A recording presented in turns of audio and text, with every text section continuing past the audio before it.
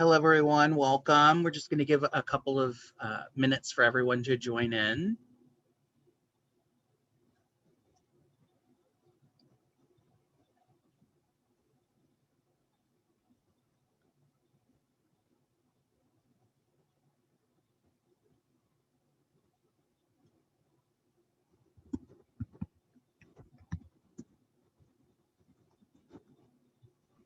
Is it possible for one of the hosts to turn on the live transcript? Absolutely. Thank you. Of course.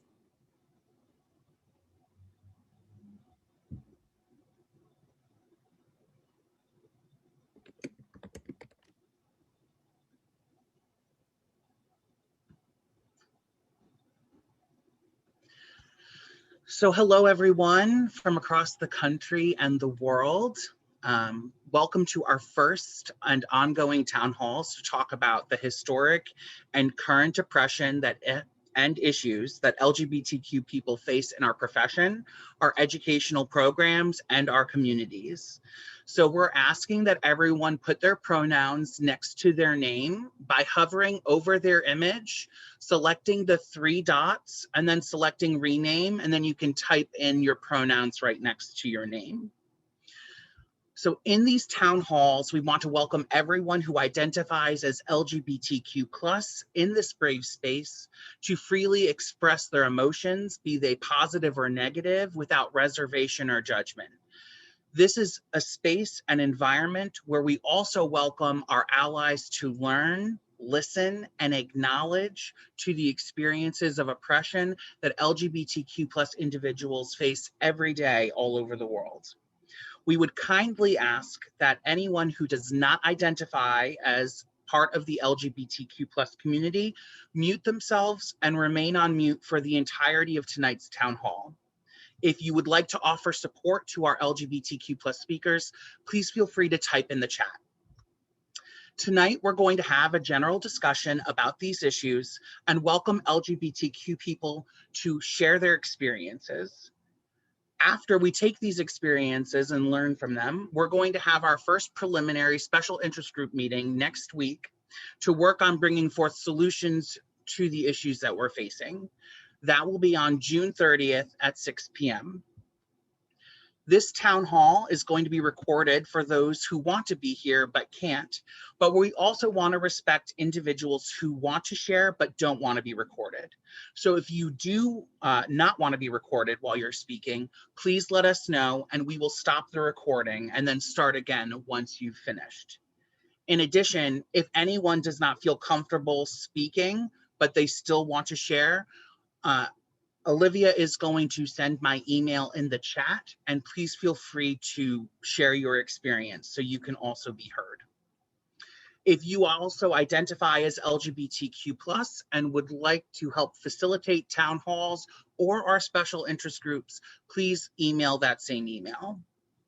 And lastly, before we go into the ground rules for tonight, I want to emphasize that every person and every feeling in this room is valid. Throughout history, so much time has been spent invalidating LGBTQ+ people, and simply put, this space is not going to be used to create more trauma. So our ground rules for this evening are, we are going to recognize that we must strive to overcome historical and divisive biases such as racism, sexism, homophobia, and transphobia in our society. We're going to acknowledge that we all are systematically taught misinformation about our own groups and about members of other groups. And this is true for everyone, regardless of our group. We agree not to blame ourselves or others for the misinformation that we've learned, but to accept responsibility for not repeating misinformation after we have learned otherwise. We agree to listen respectfully to each other without interruptions. Only one person speaks at a time. However, this does not mean we should ignore problematic statements. We can and should address those statements with care and respect, with the goal of helping each other learn. We acknowledge that we may be at different stages of learning on the content and discussion topics. We agree that no one, we agree that no one should be required or expected to speak for their whole race, gender identity, or sexual orientation. We can't even if we wanted to. Everyone has come to the table to learn, to grow, and to share. So we will trust that people are doing the best that they can. We all make mistakes and we have bad days. And when these occur, let's challenge and encourage each other to do better. We acknowledge once again that we may be at different stages of learning on the topic. Share responsibility for including all voices in the discussion. If you are like me and have a tendency to dominate discussions, take a step back and help the group invite others to speak. And if you tend to stay quiet, challenge yourself to share ideas so that others can learn from you. If you're really quiet, do expect that a facilitator might call on you on meetings to participate if you want. We are experienced facilitators, but we do not claim to be experts. We're here to help facilitate the process. So along with everyone in the group, we are here to learn. We also recognize that everyone has an opinion. Opinions, however, are not the same as informed knowledge backed up by research. Depending on the topic and context, both are valid to share, but it's important to know the difference. To engage in deep learning, we will want to lean more towards informed knowledge and gain practice reflecting and speaking thoughtfully on difficult topics. And finally, ask for help. It's okay not to know, but keep in mind that we are all still learning and all bound to make mistakes when approaching a complex task or exploring new ideas. Be open to changing your mind and making space for others to do so as well. It's also important to acknowledge that LGBTQ+ individuals are not responsible to be your own personal Google. And with that,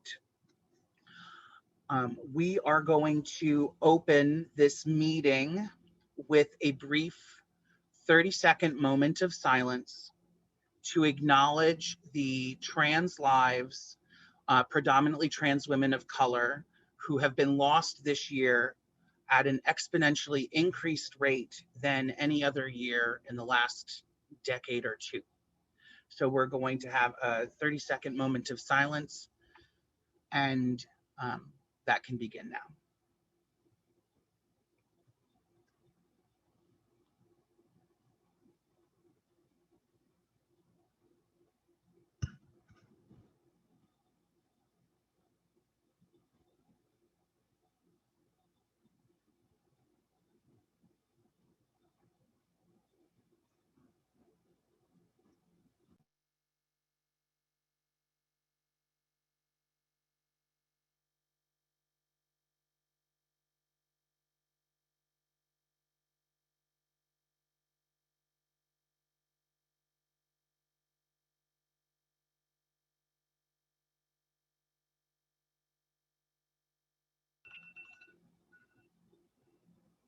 Thank you, everyone. And we are going to pass it along to Amelia to go over some Zoom information. Awesome. Thank you so much, Matthew. My name is Amelia. I'm from the New York State Chapter of NASW, and I'm thrilled to be able to support the work tonight of this group. We believe at the chapter that anything about a community must be led by that community, and we're grateful for the leaders that came to us to get this started. Matthew, Alice, and Felix, we appreciate your work and your facilitation of this program tonight. I'm just going to go over a few Zoom things just to reiterate some of our very important guidelines for how we're going to engage with one another tonight. Everyone is invited to use the chat to engage with one another, both LGBTQ folks and allies. So if you would like, please just say hi in the chat. Let us know why you're here. Let us know where you're coming from. Everyone is also encouraged to use your reactions during the program, during the town hall, to show support or any other type of reaction you'd like to show. I want to reiterate that only LGBTQ folks are invited to unmute and speak. Again, if you do not want to be recorded, we will happily pause the recording, and so you will not be recorded. Feel free to message one of us, Matthew or Alice, and we will pause that recording. The reason that these are recorded is because data will be used to inform the work of research in order to create goals and work towards dismantling the oppression of LGBTQ folks within social work. Again, I want to ask that everyone change your name to include your gender pronouns. You are also invited to include any other identifying information in your name that you would like. I'm now going to pass it to Sam Fletcher, who is the Executive Director of NASW, New York State. Good evening. So sorry, hold on. Okay, good evening. Thank you so much for joining us. You all are welcome here. We truly appreciate you coming. I think it's incredibly important that we start with acknowledging the harm that social workers and our allied professions have done to the LGBTQ community, from claiming LGBTQ and in the different ways is a mental illness, to not valuing people's experiences, to not listening to people. We hear the many ways that we have done harm to the community, and it's very much against our code as social workers. We are supposed to respect the dignity and worth of all people, and certainly not discount people for who they are, and not make them feel unvaluable, and beyond that, to even put lives in jeopardy by at times even using religion to discount people's who they are as a person, and trying to claim some moral superiority based on a religion toward a group of people. And I think it's very important that we acknowledge that. And I think it's important that we at the New York State chapter also apologize for any harm that we have done to you if you belong to the community, and know that we are working to change that, and will continue to work to change that. As Amelia said, everything we do, we feel very strongly that it's led by the community and not by people who don't have the lived experience of understanding what that's like. We've been very fortunate to have Matthew and Alice intern with us this year, and they've been talking about this for months and what this would look like. So I just want you to know how much work has gone into that, and that we're committed to supporting that work in whatever way that we can. Also, I want to thank Felix. We found Felix through Revolution, our racial revolution, and Felix has been unbelievable in that initiative, and also in planning this, as well as Sarah and Amy, who are on our diversity committee, who could be with us tonight. But I just want you to know this is going to be work that continues. Like Matthew said, there's going to be a special interest group meeting next week to see how that work can be. You can come to these meetings. They're free. They're open for everyone. We just want accessibility for you, and they're open to you even if you're not a social worker. Like, this is a place for you to come and be a part of the conversations. So I want to welcome you again. Again, I want to apologize for the harm that the profession that we represent has done, and that we're committed to the work to changing that so that that doesn't happen, and that we can be there and truly support the community. I'm going to hand it back over to Matthew, Alice, and Felix.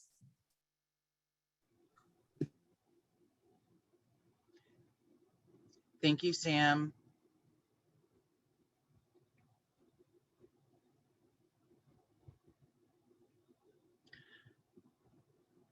So now we're going to open the floor to everyone who wants to speak about any type of oppression or discrimination that they have faced as a result of being part of the social work community, educational programs, and how the overall feeling of being an LGBTQ social worker, or those who work closely with social work, are involved, and any type of experience they've had.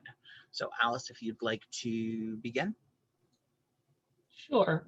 Ooh, excuse me.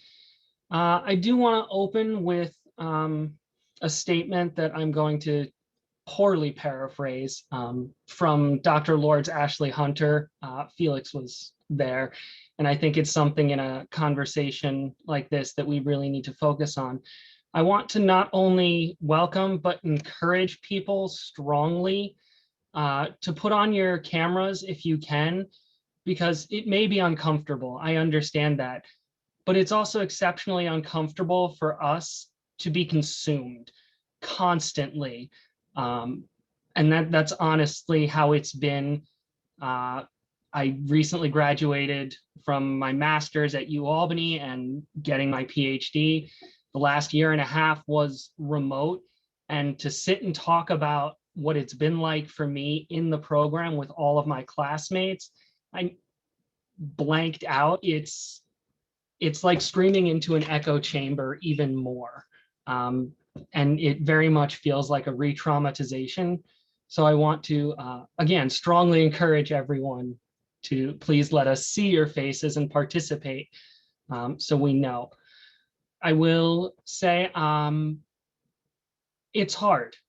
It's been hard. It continues to be hard. I don't want to focus on the negatives and the deficits. I think they're out there and they're disturbingly easy to find. My goal, something I've been working on as a trans woman myself in an MSW and now a PhD program, is finding joy and success. I want to take a minute to acknowledge, I said that I recently graduated with my MSW. Two of my colleagues who graduated with me are here, and that's Felix and Griffin. Those are the two I can see. And I want to acknowledge the hard work that they went through, because no matter your identity, this past year and a half has been unprecedented. And for anyone to manage to graduate during this is a huge feat. And then to be here and continue doing the work is hard. And we don't have to do that, but we choose to. So there are so many systems of oppression at every level. We look at educational institutions, religious institutions, governments, anywhere from ID documents to degrees to our ID cards, our records. I'm still having issues. For example, I'm going into my PhD program. I've been in this program already for 2 years. It's a direct continuation. They still have the wrong names and gender markers because somewhere in high school 20 years ago, I took a class at HBCC, which is part of the SUNY system, and all those records just keep cropping up somewhere. And they're easily fixable if people are aware of them. They're just not aware. And that is something, speaking as a transgender, gender non-conforming, non-binary, I will use the acronym TGNCNB, but for those who haven't heard it, wanted to explain what it is. Speaking in my experience from that community in particular, it is exceptionally tiring, and there's a level of privilege that non-trans people have in going, oh, I never thought of it that way. There are people who have been running this program for 30 or 40 years. I guarantee you trans people have come through your program before and didn't feel comfortable to speak, and that's not on them, that's on you. So I'm gonna put some pressure back on our allies here, because we can't do it alone. And I think you need to do some work and get at least a little bit uncomfortable the way that we've been uncomfortable just living.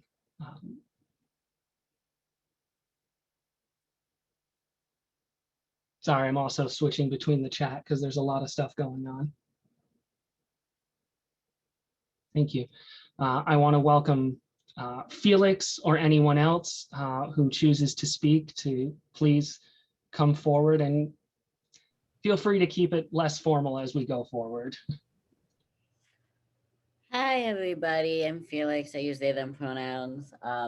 As Alice mentioned, I just graduated with my MSW, so very exciting about that.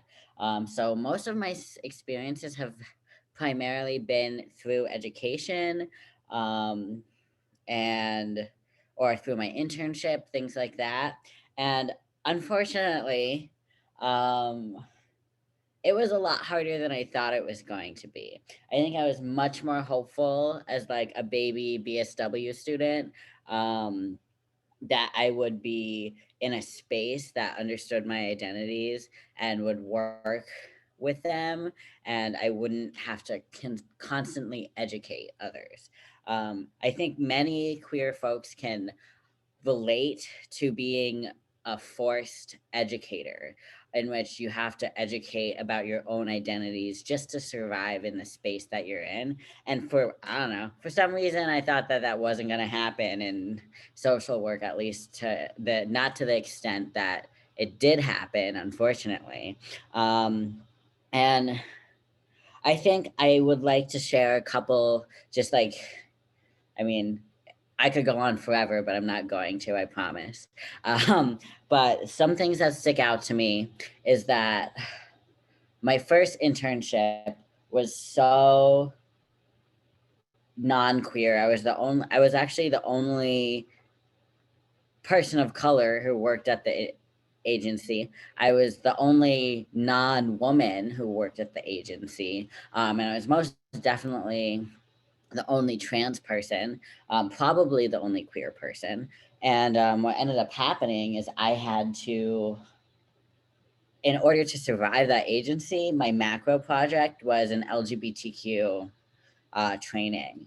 And that to me meant that I was doing more educating than I was learning about social work. And it's like supposed to be, I'm the learner, student learner, whatever. I shouldn't have to be doing a lot of educating. So I'm holding both my guinea pigs right now. So I'm sorry if I'm like being distracted. I'm not, I'm just multitasking.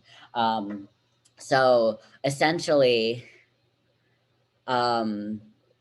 nobody wanted to learn from me. And perhaps I can say that it's because I am quite radical, and I will admit that I am, but I did a very palatable workshop because my supervisor made me. My supervisor said, you have to be palatable, yada, yada, yada, all of this stuff. And really dumbed down everything that I was supposed to or wanted to talk about.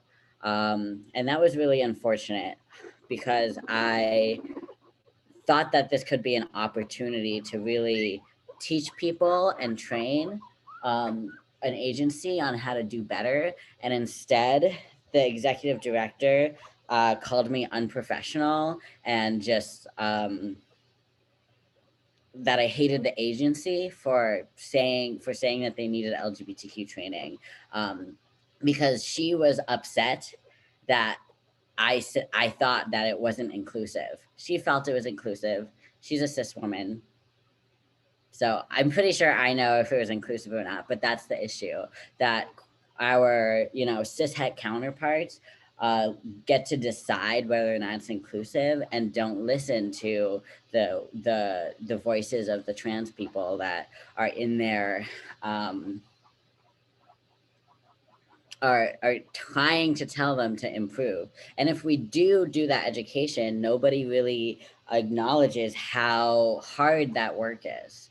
And then finally, in the education system, I thought, my professors would understand what pronouns are, understand all of these things. But when I got there, I realized most of my professors had no idea what they were talking about my identities. I had to educate them. And a lot of them did actual harmful things, like say my dead name or give my dead name out on a list for advisors for every single student to see. And that was so harmful. Like, what the heck is that about? And then when we finally had a chance to give feedback in kind of like a focus group type session, I talked about that, and my advisor said, "What's a dead name?" And I was forced to explain to her what a dead name was. I'm sure she's had plenty of trans people come through her doors, but she hadn't bothered to know what a dead name is, nor did she think that Google might be a better choice than asking me about it, So I think that kind of encapsulates my feelings about being a queer social worker, is that I constantly have to educate people about my own identities when I have a job to do, when I'm supposed to be learning, when I'm supposed to be helping others. And it really shouldn't be about me. And there is plenty of other ways that, you know, I've been harmed and microaggressed within the university I went to or within my internships. But most of all, like, I've just been radically disappointed all the time, every single time. And I wish it didn't have to be that way. But it is. So I'd like to open up to anybody else who wants to share, pretty informally, I guess. But yeah. So Johnny wrote in the chat that I can share there have been many times working for agencies being the only gay therapist. If an LGBTQAI plus individual came for an intake, I would automatically get assigned the intake. And when I questioned this, I was told, you're gay, you have a better level of comfort with that community.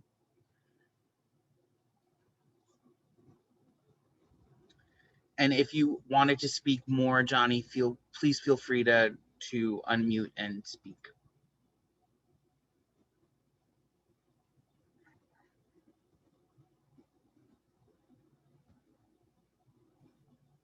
Hey, I'm Johnny. He, him pronouns. Thank you for reading my statement. And yeah, it's true. Early on, I never hid myself. I never pretended I was anybody but me. And I didn't get it at first, but as time went on, I worked for a hospital doing inpatient work, and then I did some outpatient work as well. And I realized a lot of my client roster was that of folks in our community. And I realized, and I questioned eventually, and I said, wait a minute, I've got a lot. Not that I mind, I love working with our community. But when I asked, they directly told me, no, that it's you're the gay one. And we just assume they rather talk with you and you can relate to them, as if I spoke a different language and we have different hand codes in our community or something that we did that they didn't. So yeah, it was quite a challenge to then as a baby social worker way back when, and then to grow up into my career and still see some of those challenges and ignorance, and then have a voice and stand up and say, no, I'm not taking that intake. Let so-and-so take the intake. This is social work. We're dealing with humans. We're dealing with people. Anyway, thank you.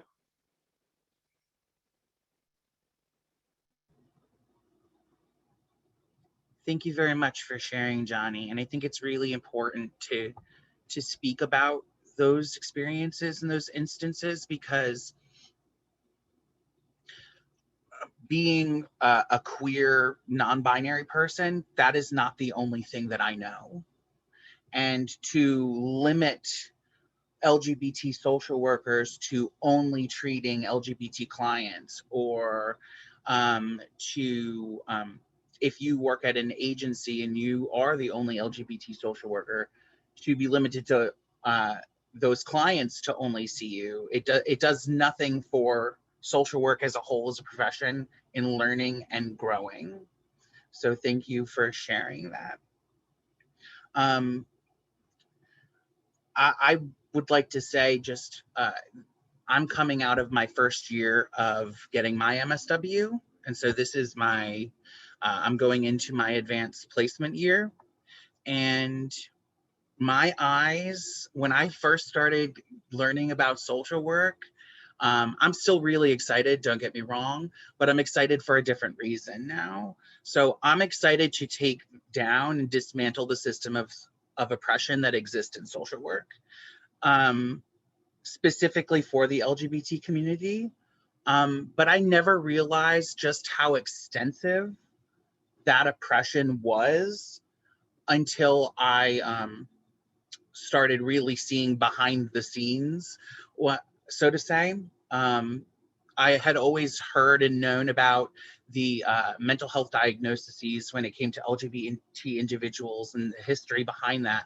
But even with the current oppression that happens, like for example, CSWE accrediting schools that openly discriminate against LGBT students or their faculty, the fact that the federal government allows them to have exemptions and get funded, even with that discrimination happening, which, I'm just a, second year student now, but that's completely against the social work code of ethics that we're all taught.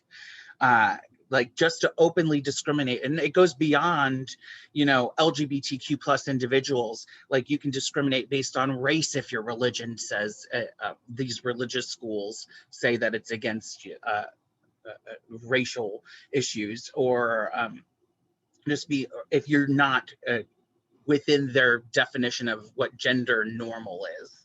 Like it's just shocking to me that CSWE and NSAW allows this to happen on a national level to LGBT individuals. How can you teach a cultural competency of LGBT issues or plus issues if you don't even allow faculty who are LGBTQ to teach at your school, or allow students who are LGBTQ to even exist in your school?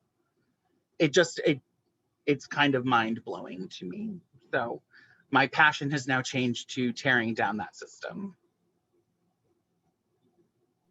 I do see a hand up. Michelle, if you wanted to jump in. Always do. I'm going to add on to some of the discussions of systems and education with a brief personal narrative that really gets to this lack of construction point. One of the specific things that I faced in this past academic year, used to be a therapist, and now I'm going for my doctorate, is I received death threats from inside the university that I was attending. A first one, there was a very generic letter of "We hate you, get out," and another one that was full of a bunch of bloody tampons. And the experience that came of that made immediately clear that the school I was at had absolutely no system for what to do about that situation. Was given no person of where to go. When I spoke to another person in the program, I was told, "Well, go talk to your advisor." And I said, "My advisor tells stories about her trans rooster in class. That's not a good option to rely on that." I was sent towards the Title IX office, whereupon they started doing their investigations. I had to explain to the Title IX coordinator what a dog whistle was because I saw a clue on the letter I was given that they would have never found. And ultimately, both investigations went completely dead because they couldn't find conclusive evidence. And, well, that's all we can do. And for as much as I can say with my absolutely sarcastic and cynical heart of heart that this person means well and they want to try to be nice. The fact of the matter is there is no system in place to even consider that level of aggression or discrimination might happen. They're ignoring the possibility that those actions happen, and so are completely unprepared for it, which is just another way to let it perpetuate.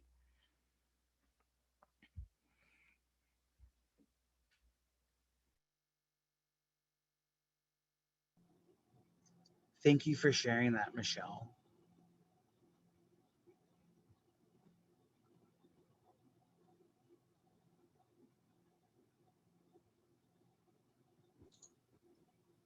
I believe someone, I'm going to go back to it, find it, mentioned about, there we go. Monica mentioned about intersectionality and social stratification within groups. And I do want to touch on that briefly, that is a very real thing within the LGBTQ community. For trans folks, we have a long history of what's called the silent T, where the trans community has been left out continuously. In New York State, SONDA, which is the Sexual Orientation Non-Discrimination Act, passed in 2003. GENDA, which is the Gender Expression Non-Discrimination Act, did not pass until 2019, even though it was originally part of SONDA. In order to get SONDA passed, they dropped GENDA for 16 years. And it was horrible. And these are things that the community sees and doesn't feel supportive going forward. Yes, you're entirely right, Felix. It was left out, and there are numerous examples across.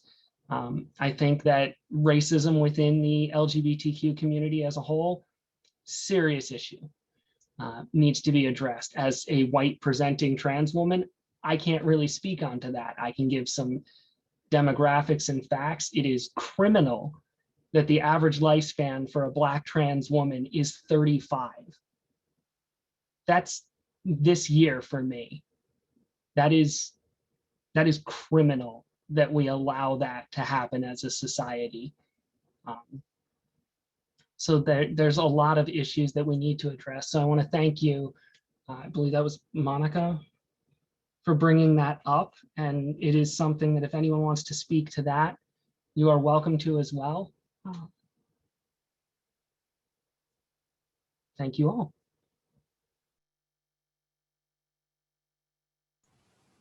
I just wanted to jump in a little bit on that. And I don't think I exactly have like an idea for a cure or anything. I guess I first want to start out with thanking Michelle and everyone for sharing their stories. I understand that this is very difficult and possibly triggering to also share this again.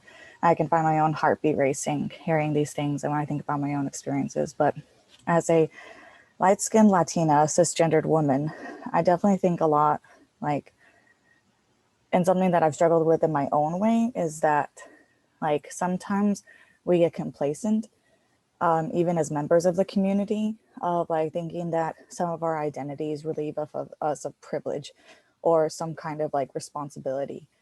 And that really just kind of robs us of our agency.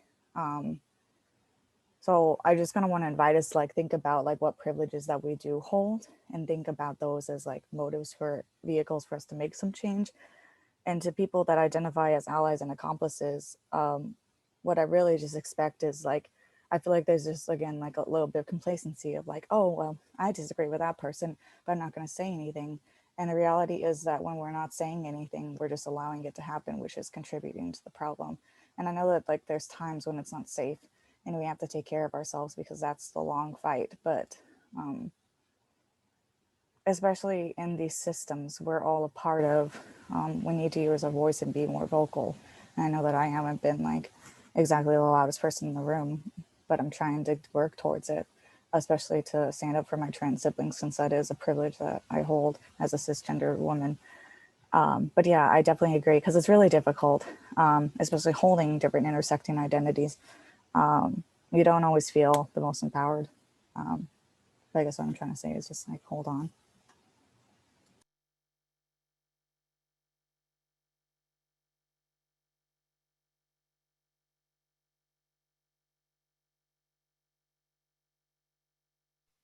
Can I just say, I just wanted to say thank you. I'm trying to hold back ugly crying this entire time. I'm in the MSW program. I'm now in my second semester, and much like Matthew mentioned, you know, I was really excited about things, but now I've changed because being openly lesbian, I had the conversation my first semester with a professor that, you know, we're not all heterosexual in the room, which is always a really fun conversation to have, to be like the only person in the room to say, hi, I don't have a husband. Yes, I got married. It was to a woman. Yes, I got divorced from a woman, because my professor was so ignorant. And I couldn't believe that I was unfortunately having, and we've all gone through this, I'm sure, that re-traumatizing moment is just, it's it's terrible. It's scary. It's, you know, so I consider myself so lucky because much like other people have said, you know, my work being a lesbian right now is really focused on how I can help the transgender community, because if I'm not doing my part, then what am I doing? And much like other people have mentioned, I work for New York State. I work in a juvenile delinquent facility for adolescent boys, and they just came out with a gender identity toolkit that came somewhere out of the governor's office. And the trainer came to me and he said, "Hey, listen, can you explain this to me? Because, you know, you're like the gay one on campus." And I was like, why does this always have to happen? I mean, it needs to stop. It really does. And even at the state level, you know, here I am at work, which by the way, I can't be out at work because I work with juvenile boys from 12 to 21. So I'm at high risk because I'm petite and I'm smaller. I'm at high risk for violence because, you know, most boys don't like to hear that girls like girls and not them. So even in a, you know, prison setting, but it's just it's really difficult. So I just appreciate everybody, and if there's anything that I can do to help, I always try to promote awareness. But it's definitely it's mind-boggling that we all have so many of the same stories to tell, just with a different voice, and it doesn't make it encouraging. But at the same time, you turn around and you say, you know what, I'm gonna fist pump through that wall and I'm going to break through it, because otherwise we can't grow and we can't protect each other. So I just appreciate everybody you know, sharing everything, and just understand that you're not alone. It continues to happen. It's at you know, bachelor level, it's at the master's level, it's at the doctorate level, it's at, you know, the state level. Unfortunately, you know, we have to muscle through, and if you're strong enough to do it, then please stand with me, because that's where I'm at. And I can't let the people who are teaching me continue to traumatize me. So that's just my message for everyone. You know, just be strong. And if you can, speak out. If you can't, then tell someone else that you know will be just as loud, because that's the best way.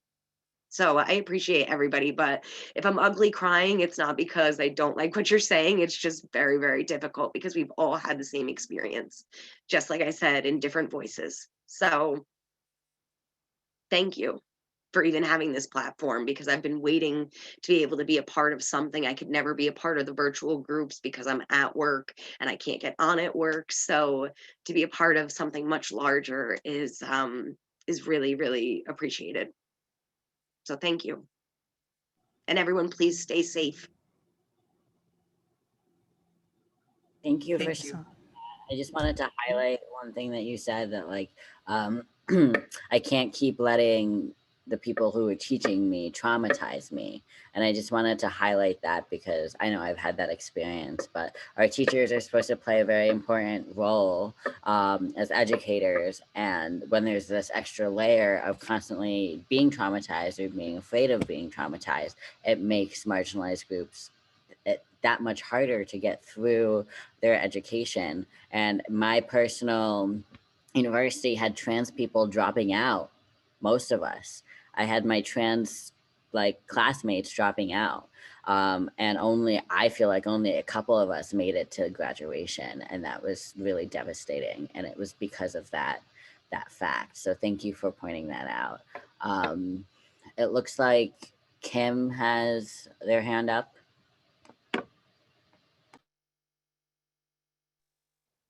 Hi, thanks everyone who's put this together and who's attending.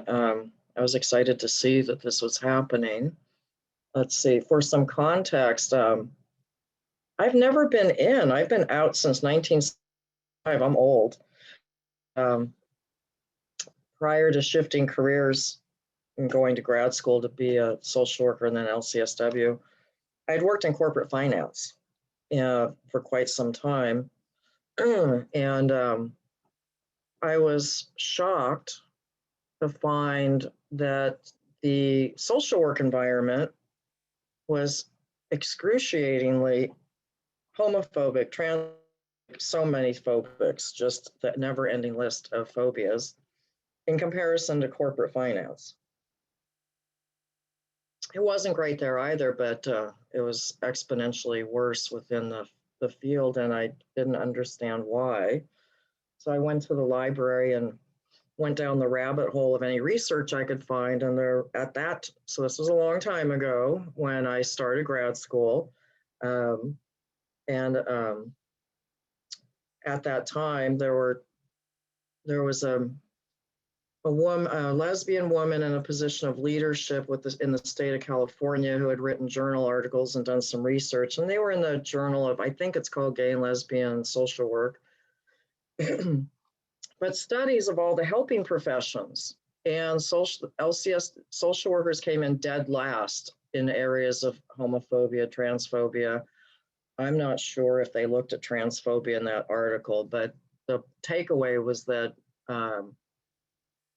the social work profession came in dead last when compared to nursing and other types of helping professions.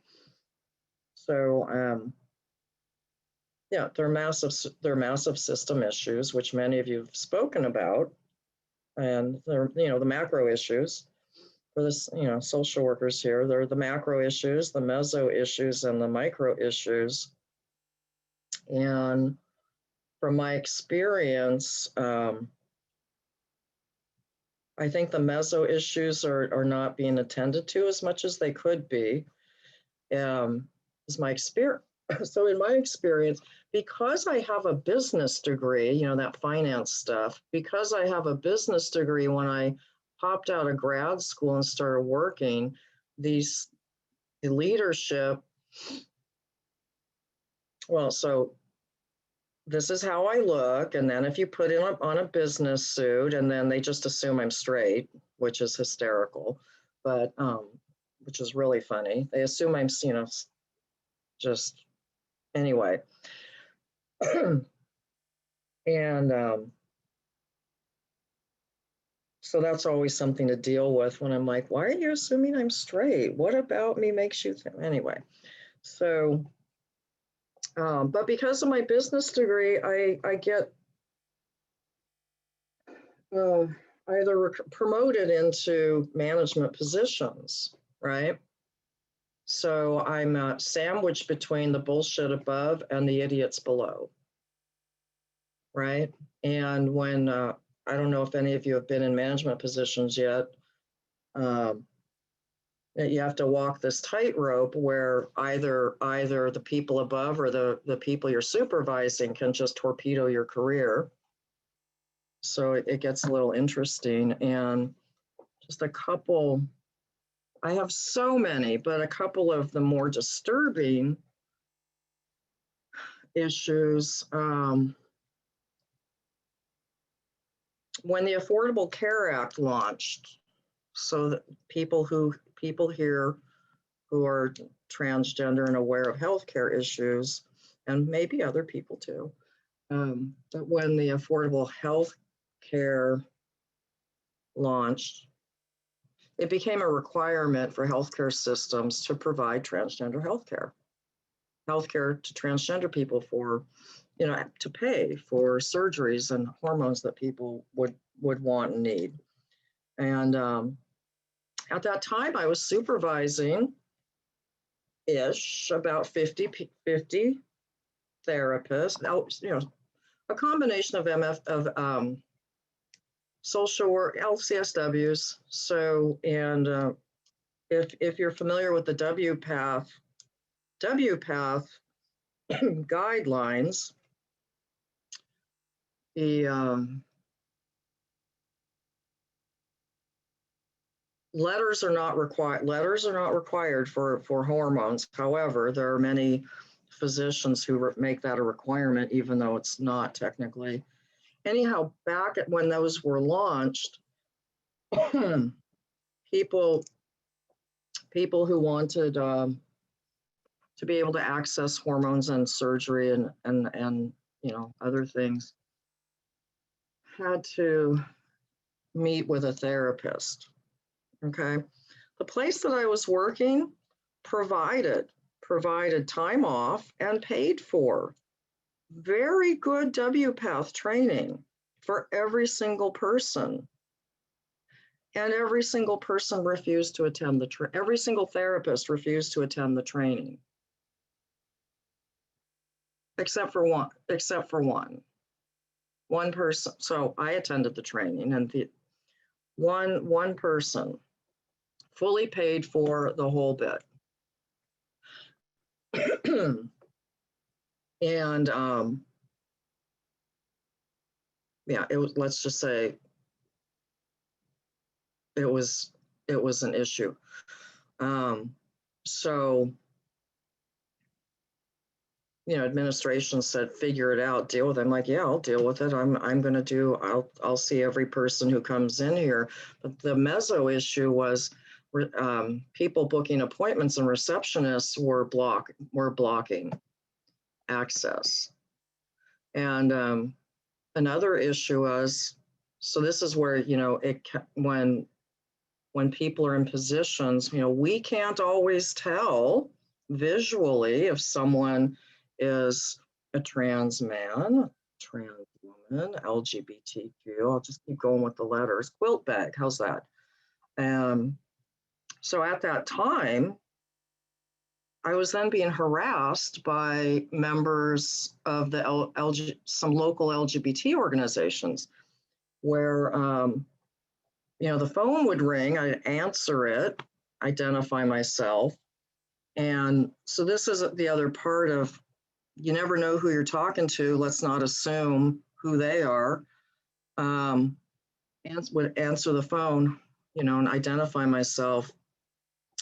And I had one incident where a board member of an LGBTQ organization just shredded me.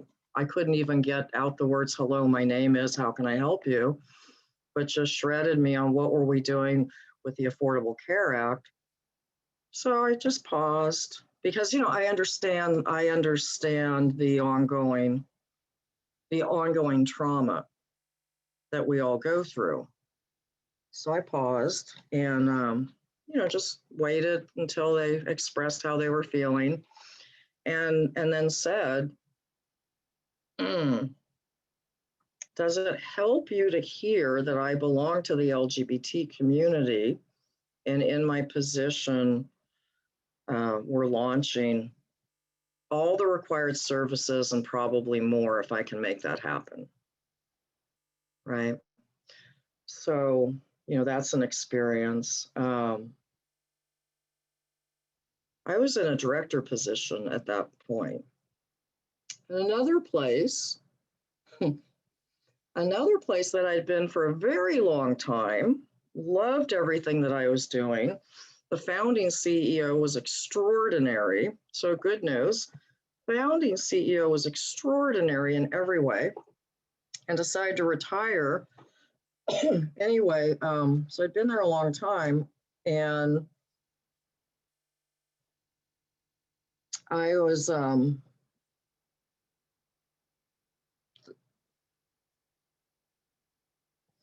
going to be promoted into a position, but it required board of director approval, board of director blessing, so to speak. I was told to my face,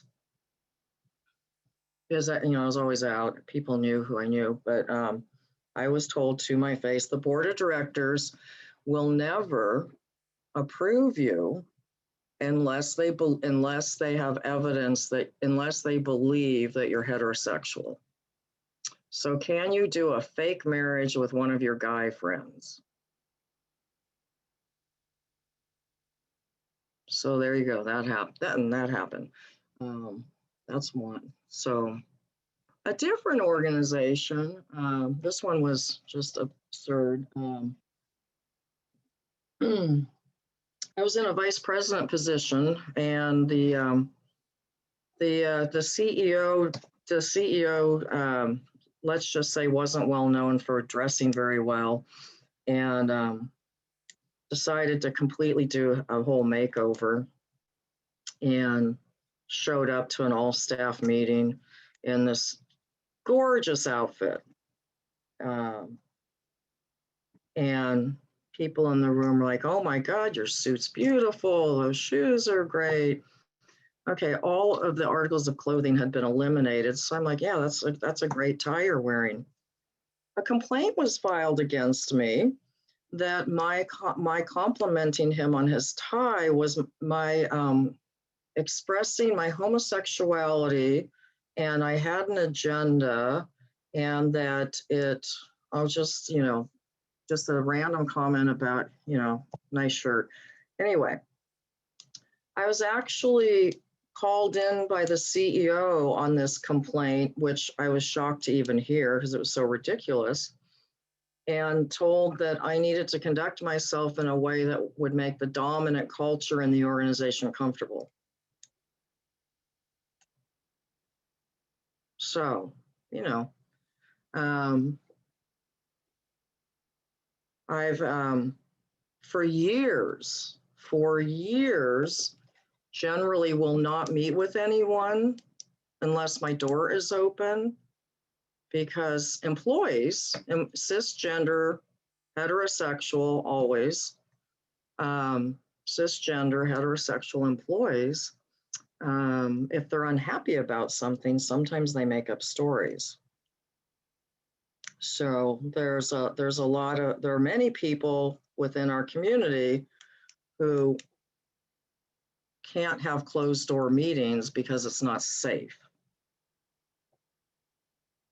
So those are just some examples. So I appreciate the work you're doing. Hey, if you need a West Coast rep, here I am.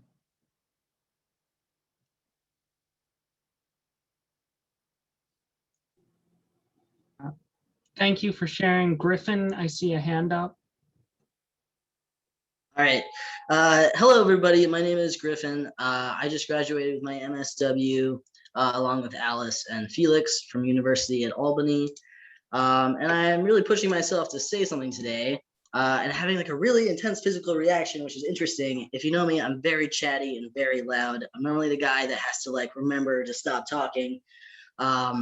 But I think it's because I spent the last 2 years not saying anything about my gender identity or about being trans, even in a removed sense, as in not applicable to myself. Because I learned very early on in the MSW program that if I were to even speak up about trans people or their rights or decent treatment, that then I was going to be immediately pigeonholed as being trans myself, because cis people don't say that shit. They don't stick up for us. And another thing is, I don't even know where to start. Like, I am so full of anger and disappointment at the University at Albany and pretty much all my exposure to social workers in general.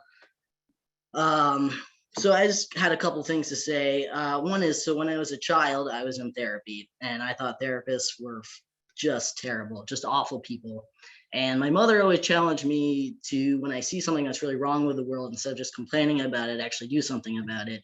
And I was very interested in people and how their minds worked. So I decided to pursue this profession myself. And what I learned at University at Albany is how these therapists are made, these really incompetent, homophobic, transphobic therapists. I just graduated with a whole cohort of people, some of which are phenomenal, some of which are those people who are going to go out now and harm children. And this university endorsed that. And I spoke up many times in, emails mostly, because I wasn't comfortable being out in classes. And, some phenomenal people here as well, I know, spoke out constantly, and nothing. So just so much frustration and anger, and I really hope we can do better for children, Thank you.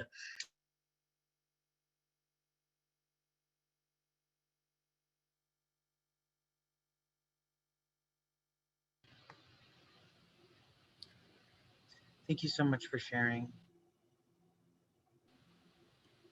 I'd like to piggyback off of that just a little bit, because I think that's like the key here is our education is what fuels the next generation of social workers. And when we're failing the next generation of social workers by not equipping them with the right information, then we get all of these issues that we're talking about. And like I said before, most of my trans colleagues dropped out. And that was devastating. And we do have some even faculty allies in at the university trying to make a difference, but I spent like 3 years trying to do something, and it just always seemed like there was nothing being done. And what that leads me to believe is that has to come from a higher source. So one of the things that I've been doing for Revolutionize in an action group is looking at the curriculum, looking at CSWE. I think that's the acronym, right? So like, and so I've read the accreditation standards, and it has like 0 things. It has like a diversity statement like this big, and it's like horrible. And I can see that when we have bare minimum standards, schools are going to do the bare minimum.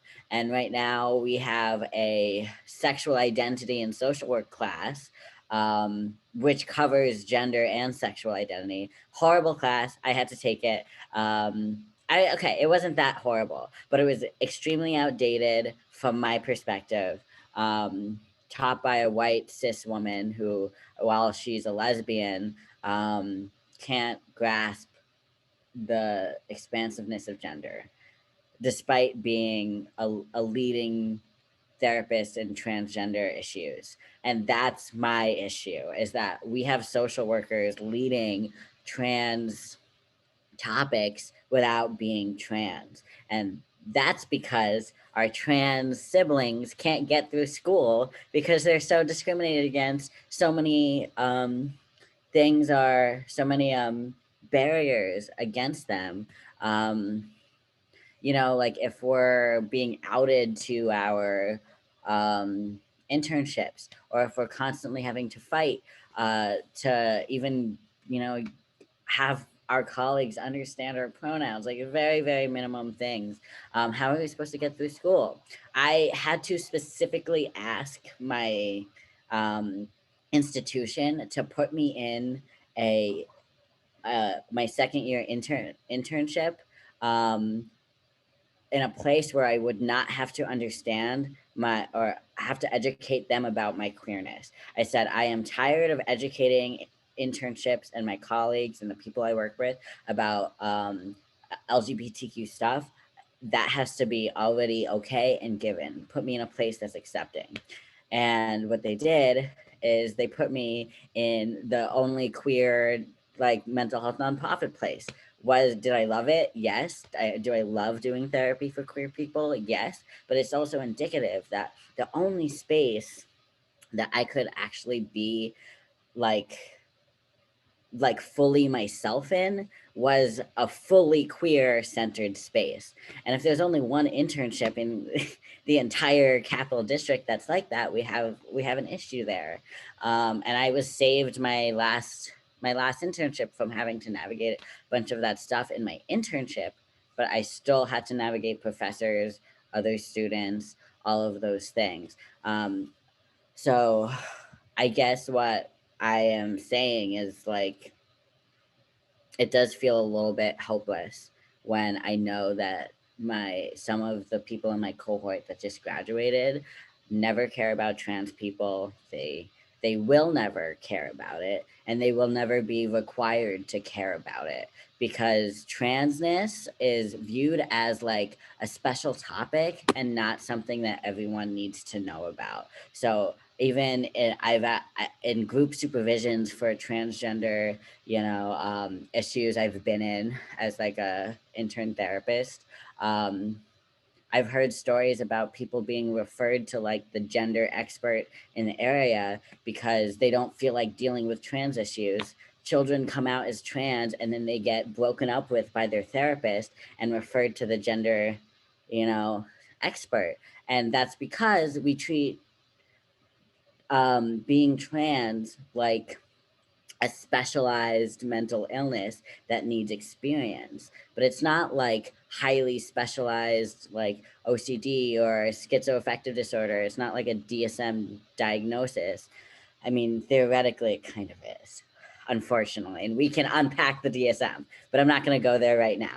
But we as therapists treat it that way and don't want to touch it. But what it is an identity group that you could have as a client at any time, no matter what kind of social work you do. Even as a macro social worker, you will be serving the trans population, and it should be required that you are trans competent. Not that I like the word competent. I'm going to say culturally affirming. It should be a requirement, and it's not.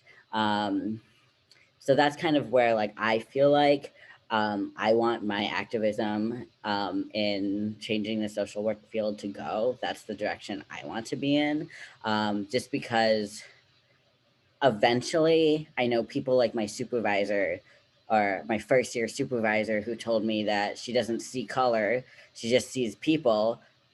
That person will finally eventually retire, right? She will retire and will be replaced by the new generation of social workers, except the new generation of social workers is just as bigoted, and I want to change that. Building on that point, Felix, particularly coming someone who works more in line with education, the thing seeing of people being very positive that, well, if you want to see that change, you become the change that you want to see. How many times have I heard that? But then we get into the issue you just described of how many of your colleagues couldn't make it through the program because of all the other systems pushing them down. It's, well, if you want there to be, queer, knowledgeable therapists, then you go through the program. Okay, but you're not making this program available or friendly or accessible or recognizing the difference of stressors that I go through. And you could make the same level of relation in regard to something like race of, well, why is everyone on our committee white? We just don't have any good people of color applicants. Well, that's because the requirements you're going for require things that you're actively pushing people down from getting. So you're expecting some kind of baseline that you're actively fighting against by trying to be nonchalant, and things like color blindness of actively ignoring the issue, which is how we end up with the situation you were describing of, you're right, there is hope for the next generation. We are part of the next generation. And why are we still not growing in numbers that much? Why are we the few that are able to push through the dumpster fire? It shouldn't just be a few people. I'm going to stop before I go on for too long.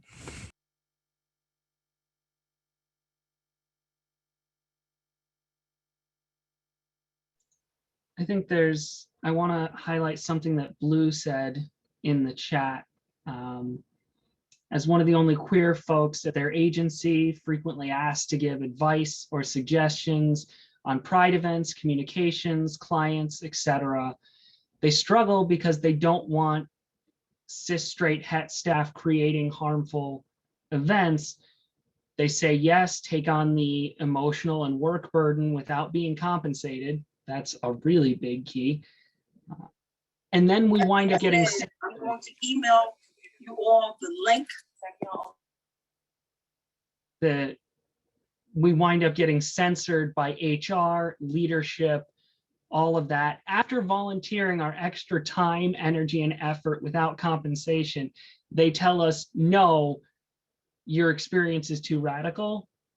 And that is, it's our lived experience. How can it be too radical? You just don't want to acknowledge. And I really want to speak to that, something I have very much struggled with personally the past several months or so. I am a huge advocate. I'm a little older than my cohort. It took me a long time to find myself. I don't feel I should have to hide that from anyone. But there are times where, because I am quote unquote fortunate due to societal constraints, I could pass as a cis het white woman.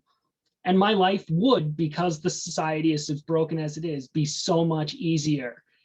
And the fact that that thought crosses my mind makes me angry. Society should not be pushing me to hide who I am because it's easier than living my life. And that is something well beyond any single institution. Another a small thing I want to put on just as an awareness. It's weird how to talk about this. I am part of a group, a formal group for an institution that is supposed to be looking at gender markers and name changes in an affirming way. It is the third or fourth iteration of this group in the past 10 years in a formal capacity. And the first meeting, the first thing that we have to talk about is confidentiality, that nothing inside this room can be shared outside the room because it will make the agency look bad. And in 10 years, I am the first trans person and the first student to ever be on this committee. And they didn't want me here. Other people forced me on. The fact that that is happening regularly at places is a form of institutional oppression. People who are not part of these identity groups are making the rules behind closed doors and then telling them what to do. Going, oh, but we had a meeting. We're not going to tell you who was in it or what was discussed, but we had it, so it's okay. And these are things where I think we need to learn how to speak up. And yes, sorry, Michelle a lot of people put something in, but I got distracted by what Michelle said. Speaking as well on multiple identities, I am also on the ASD spectrum, so I'm easily distracted, especially with lots of things going on. And that is a huge thing that also gets ignored, especially, I will say, in educational institutions. We are pigeonholed into, oh, you are trans, oh, you are autistic, you are disabled, you are Black, Latinx, not any crossing over it. And it's very harmful to us as people and to us as a society. So harping back to what someone said earlier about intersectionality, we need to acknowledge holistically who people are. But while we are here talking about LGBTQ plus issues currently, we are all more than just that one letter. And that letter can change, because we all know sexuality and gender are fluid, or at least we should. I'm going to stop because, like Michelle, I will carry on for a long time.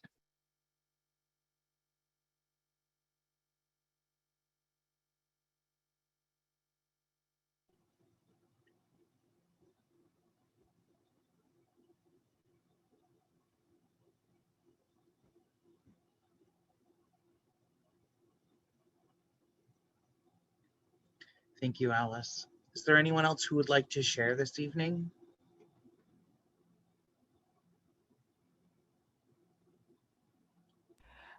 I'll have one more point, and I promise it's my last, but I want to end with some positivity. Information to share that I am currently working with a surgeon who is down in New York City, who is trying to develop a new procedure. It's not really a new procedure because it's been done before, but introduce a new procedure for MTF transition that combines abdominal surgery and top surgery together in such a way that's been done on cis women, usually post breast cancer, for decades. And he's trying to introduce it as a form of transitionary surgery that can be accepted by insurance and covered through the proper coding. And he and I actually talked about coding that would get accepted by insurance just a couple of weeks ago. No guarantees on it yet. I am a guinea pig experimental test subject, but with luck, there may be a revolution for people to get cosmetic surgeries more easily covered within the next couple months in the state. That's super cool to hear. It also, I know that you wanted to end on a high note. Wait, please, I know this is how it always happens. Go point and then bring up an issue. Sorry about that. But I think it's really important. So I'm assuming that at least a handful of people in this room are like clinical social workers. That's the route I'm going. That's the route that I've been trained in. And in my internship, a majority of what I did was write gender affirming surgery letter, like referral letters. So what this means is that I had to assess whether someone was trans enough, deserving of a gender affirming surgery, and then write to the doctor or insurance company and say, this person deserves surgery. And it's called the WPATH is basically the World Health Trans Organization. That standards of care that this is based on off of is a gatekeeping model. It's not technically called that, but people who are talking about it call it the gatekeeping model because it means that mental health professionals, especially social workers, become gatekeepers, get to decide and diagnose people. You have to be diagnosed with gender dysphoria in order to receive this referral letter and the surgery. And I wanted to bring that up just because this is a really great opportunity for anybody in this room who does this kind of thing or is a clinical social worker to highly investigate that process and what it means for trans people. Social workers have been gatekeepers for so long. But in reality, we should be moving towards different models of care. The informed consent model is what many trans people are advocating for. I won't go into it like a whole lot because I'll just take too much space. But what I will do is put in the chat a registry list of people. It's called the Gallup, and it's basically people who have decided to pledge that they're going to do informed care and provide these letters for free. Right now, a lot of cis people charge their trans clients for a letter like up to like $200 sometime, which is like ridiculous to me. But anyway, this is a thing that social workers are doing, and it causes real harm to the trans community. So if you want to be an ally, which I hope you do, really look into what it means to be an informed consent provider for letters, and pledge to do that kind of thing so that you can provide trans people with free access to letters so that they have easier access to gender affirming care. So I'm going to put that in there. But I suggest that all social workers not only read up on this issue and understand it more, but advocate for WPATH to change its standards of care to an informed consent model. So that's a little bit of homework for everybody, but I hope that you really commit to it because I think it's super important. Thank you, Felix. That reminded, I'm just going to piggyback on that because it's wonderful. I agree with it. For anyone who doesn't know how to do letters, I posted the link that Mount Sinai Center for Transgender Medicine uses. On the right side of that, they have letter templates for trans masculine, trans feminine, mental health, and for medical procedures.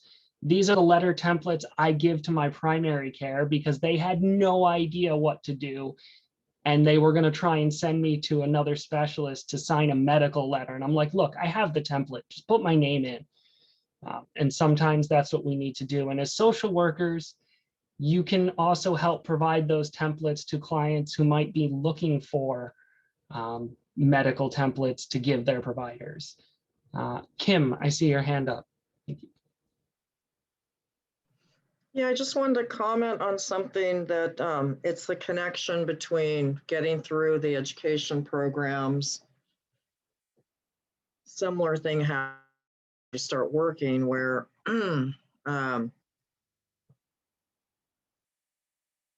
getting into leadership positions can be very challenging and so many other things. And then keeping them can be even more challenging. But connected to the education, just so people here are aware who might not know, connected to identity documents, there's for federal financial aid, most of us do not have cash in our pocket to pay for all of our school programs. So the connection with being able to get federal financial aid in relationship to what identity documents show related to gender, connected to having to sign up for selective service for people who, where their identity documents reflect male, and underage. Does anyone here, are any of you an expert on speaking on that topic? Do you know what I'm talking about? With regards to which? The Well, federal? I'll give you an example. I'll give you an example of something that came up with a person.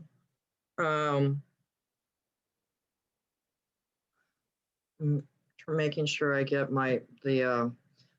who was assigned female at birth, right? Assigned female at birth. Yeah, went to did their bachelor's program, did their master's program, was in the middle of their PhD program, and the person was transitioning kind of, I guess, around 33-ish, somewhere around there. And their identity documents changed to male in the middle of their PhD program. And the federal financial aid requires people who identify as male on their identity documents to sign up for selective service for military service if they're under the age of 35, right? So this individual's financial aid for their PhD program was denied because they had never signed up for military service. Well, of course they didn't. They were assigned female at birth and had just recently, at that time, had just recently had their identity documents changed. Anyway, for that individual, it worked out to not be a problem because, between bachelor's and master's and where they were at in their PhD, they had run up the limit on their financial aid anyway, and got funding somewhere else. But that may be an issue for some folks who do want to continue with their education. And it's a whole other macro issue. It's like, oh, so now we all have to, whoever has to time when they change their legal documents around being able to access education, or the educators in the room. That's all. Just another thing to work on at the federal level. There are so many things at the federal level, and it's changing a lot. I will say a lot of stuff isn't necessarily formal policies. So during the previous administration, there were no formal changes in policies, but I was unable to get a passport because the previous administration said we're not giving passports to trans people, period, full stop. And they just decided, and there's no one to appeal that to. They actually went farther, and they started pulling passports for trans advocates while they were out of the country so that they couldn't come back. And I know at least 2 or 3 who are wound up moving to other countries inadvertently because they had to seek asylum when they weren't allowed back to their home country, which was the US. So there are a lot of things at the federal level that are scary, which may or may not be changing because it's individual people in positions of authority.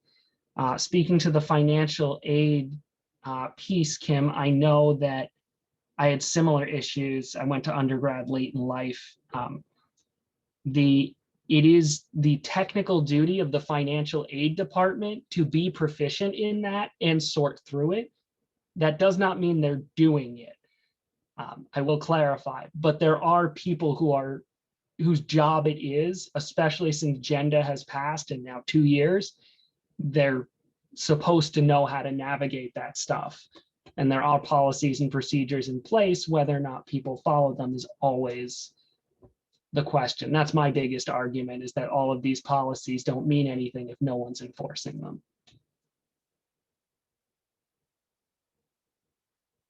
Or if the people in that meso system are actively trying to fight against them, like Kim was talking about earlier with the secretaries. Having the policy that's all inclusive doesn't do anything if you're giving people that'll fight on positions of power anyway.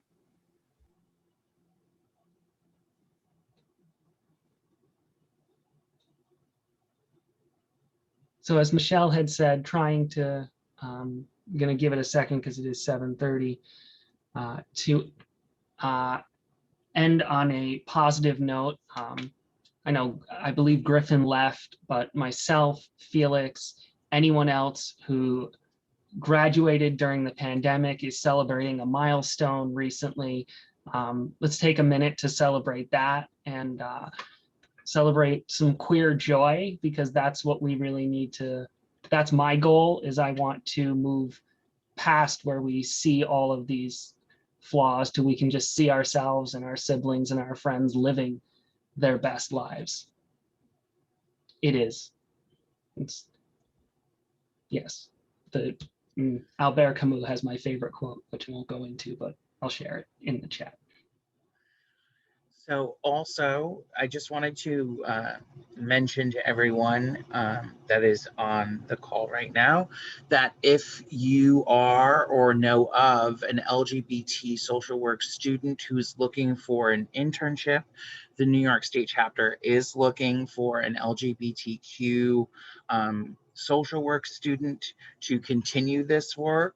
I can go on my experience of working at NSAW New York State. It has been the most inclusive place I have ever worked my entire life. And it's not, I know my internship is over, and it makes me really sad to say that, but it's not a goodbye. It's I'm going to continue to do the work with the chapter. And so I would highly encourage everyone to pass that information. I can definitely, I don't know if Sam or Amelia can answer that. Yes, okay, great, wonderful. So yes, they're going to continue doing virtual internships. And I also did mine virtually this year as well. So there is that. And I just wanted to end with a collective breath.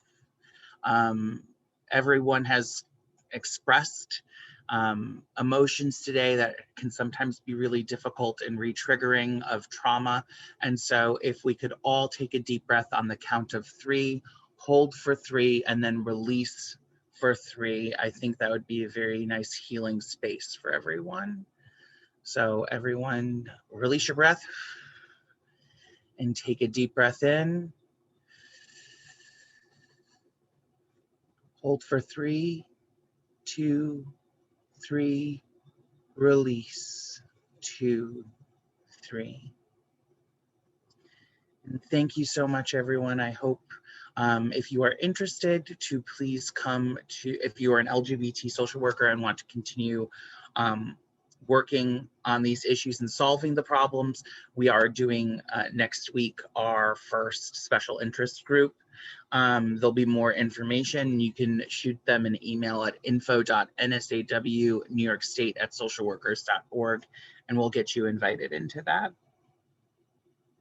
Thank you so much to everyone for coming and sharing tonight.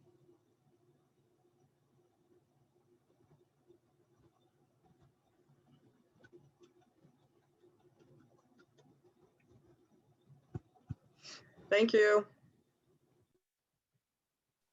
Thank you. To get on the to the window. In like 2 seconds, I don't know how she does it. She gets up on the window. Bring it on.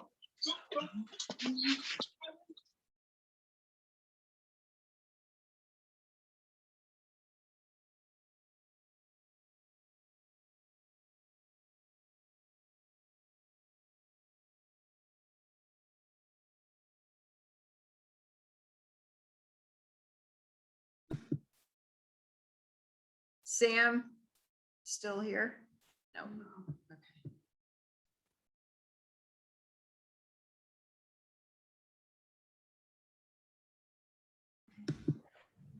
That was amazing.